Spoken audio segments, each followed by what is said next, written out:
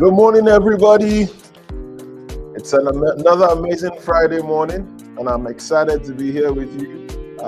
I count it an awesome privilege, and I do it with a lot of pleasure. My ability to come here and just talk about all things accounting, taxes, business, entrepreneurship.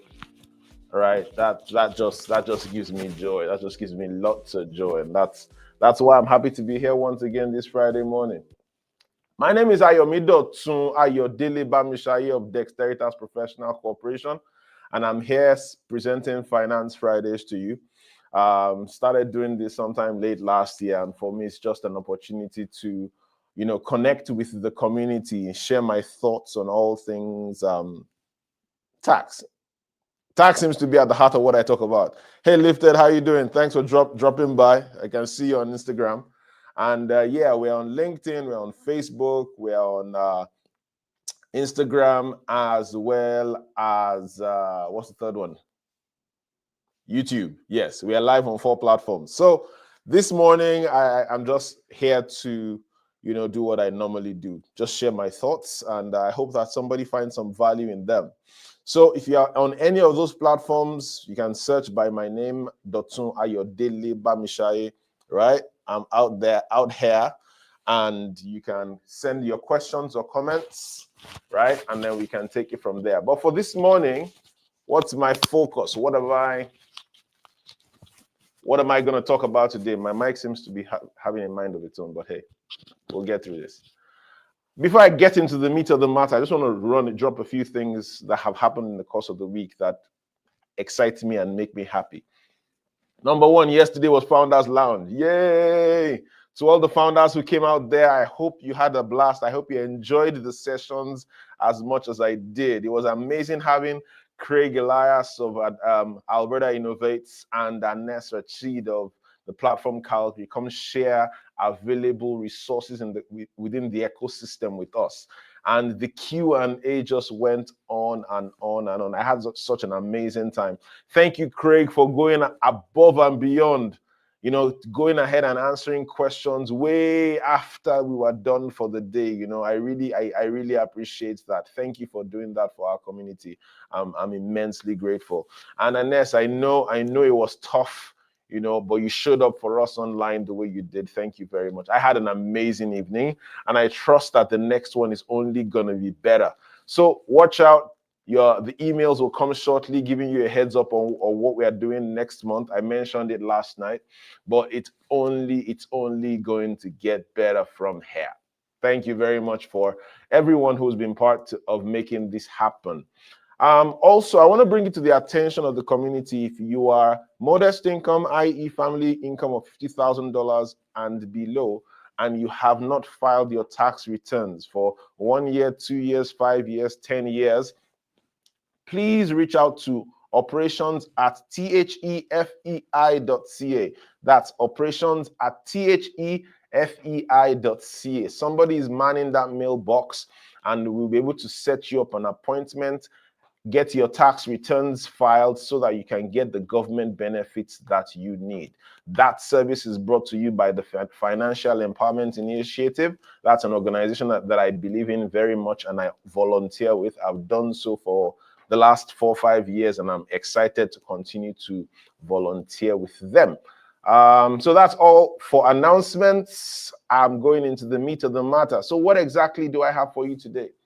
Well, last week we spoke about what a tax planning session would look like, but people keep asking me questions, and this morning I just want to address some of the questions that I get really frequently, like really, really frequently. These are questions that come, it's almost, once I'm talking taxes, these questions kind of show up, right? So I'm just making this record so that, you can consult this, and also just for somebody to learn something new today.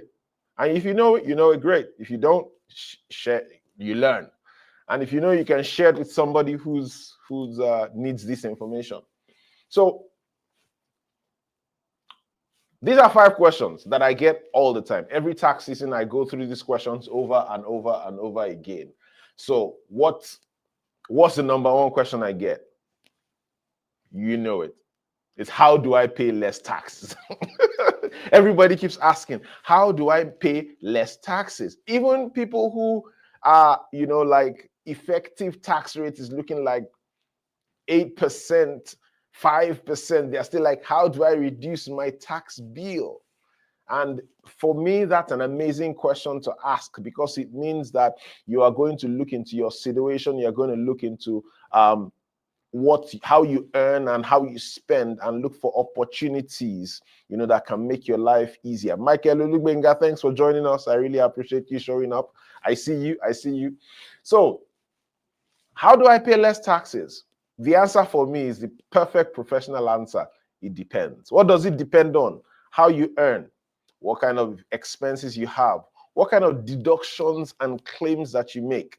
For us to be able to get to an answer on how for you get to pay lower taxes, we need to do a proper dissection of your situation. And your situation, the story of your situation, is what's going to guide our strategy.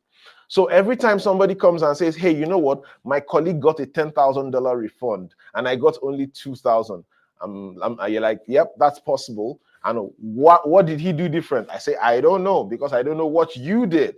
We need to know what you did, what he did, and then we can tell the difference, right? So that question comes up all the time, and the answer is a long, convoluted one that is rooted in how you earn and what your lifestyle is. If you want the answer to yours, you can hit me up and then let's have a conversation. Let's see if we can find the answer that fits you and your specific situation.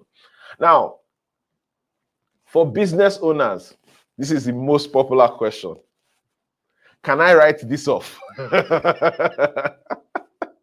Everybody's looking for a tax write-off. Can I write off my wardrobe shopping from Monaco last summer? Can I write off the cost of the cruise that we went on? How about the cost of the brand new Mercedes-Benz that I purchased, right, at the beginning of the year? Wow, you know what? I had my teeth done. Can I get my business to pay for it? So that question it doesn't go anywhere. It keeps coming back.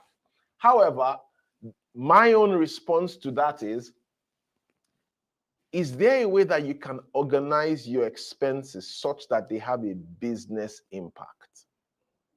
It's the same result you're trying to get. It's just a different way of looking at it. Now, when you think about your life and your lifestyle that way as a business owner, you put yourself in a position to maximize the kind of write-offs that you get and improve your position as a taxpayer. Mr. Mayor, thanks for joining us on Instagram. Yeah, really appreciate it. Now, another very common question among business owners is this. When do I incorporate? Should I remain a sole proprietorship? Why should I consider my corporate structure? And for me, I default to when you have a profitable business that's cash flowing and you have personal income that's separate from that, then you should definitely look into what your corporate structure looks like, i.e., sole prop versus incorporation, right? That's always my position. So if you have a business in a corporation and you don't have any personal income, then maybe the business may be better serving you as a sole proprietorship. It depends. Or if you have a sole proprietorship that's making lots of good money and that's the only income that you have, then maybe there's really no point putting in the corporation, because, hey, that's all the income you have. You get the first tax bracket to save on taxes, and then maybe you have probably about a $70,000, $80,000 per annum in sole proprietorship income. That's still okay. You can still handle that. However, when we start to look at a good six-figure personal income and a good six-figure business income, then we have to say, okay, are we using the right vehicle? Are we in the right corporate structure? And that's a question that I'm willing to answer to anybody who asks that question of me. So if you think that you have concerns around how you are currently structuring your business and what the tax implications are, then you can hit me up. Let's talk about it and let's see how we can make a difference for you. Another question I get very often from business owners is, should I take a salary or should I take a dividend? Like I said earlier, the answer is always it depends. What does it depend on? It depends on your situation. Some people live and die by this dividend. They're like, nope, I take a dividend because I'm not going to pay statutory deductions. But they forget about the dividend gross up that increases their taxable income by a good 15 to 20%. And that happens irrespective of the amount of dividend that you pay yourself. So initially, maybe it may sound like, oh, okay, yeah, saving something when your dividends are $10, $15, $20,000 and below. But when your dividends start to go closer to six figures, then suddenly that's way more than you would pay in statutory deductions on salaries and wages. So you want to think about that and consider, how does this apply to me? I think that's 4 questions so far. So the last one, can I just deal with this next tax season? That's somebody who has medical expenses and they're like, you know what, I don't want to make that claim right now. Can I do it next year? Or they have an RSP contribution, or can I just deal with it next year? Or they bought a house this year and they don't want to make the home buyer's amount claim. Can I deal with it next year? This is my position. There are some things that you can carry forward, and there are some things that must be claimed in the year that they were spent, e.g. medical expenses. If your medical expenses must be claimed in the year that they were incurred. So if you have significant medical expenses that will have an impact on your tax returns, and you do not claim them in the year that they were incurred, then you will have to refile that year's tax return. You don't include the expenses in a subsequent year. That's how that will work. For example, your RSP contributions, you would claim them in the year, but you can choose not to utilize those contributions. You can choose to defer their use into the future. Same thing with charitable donations, right? But the important thing is, when it comes to those kind of things, it's important that you understand the nature of the claim and whether it is allowed for you to claim it, make the claim and carry forward the tax implication, or whether you have to take the tax implication in the year that the expense was incurred. So those are 5 very common questions that I get consistently, right? And for me, it's just a pleasure to be able to answer them. If you think that this discussion or this conversation or this monologue is piquing your interest and you'd like to talk about this a bit more, you can book a session with me, a quick conversation, no fee, not a fee related conversation, at discoverycall.dexteritas.ca. That's discoverycall.dexteritas.ca, and we can spend 15 to 30 minutes just dimensioning what your situation is, so that we can come up with a solution or perspectives of what a potential solution could look like. And if it looks like we'll have to get into a proper engagement, then yes, we will set up an engagement and I'll be happy to support you in this way. But all things being said, for me, it's been an interesting Friday morning. I'm always excited to come out here and talk about the things that are happening in my life and in my business and in my space. And this has been another one for the books. I look forward to seeing more and more people around as we navigate this tax journey that we are all on. Like I've said before, your largest single bill that you pay until your dying day potentially is your tax bill. And being informed and being aware is in your best interest. So that's about it for me for this week. You can reach out to me, like I said, discoverycall.dexteritas.ca. I am looking forward to having a chat with you about any and all of these matters. Have an excellent day, people. It's bye for now.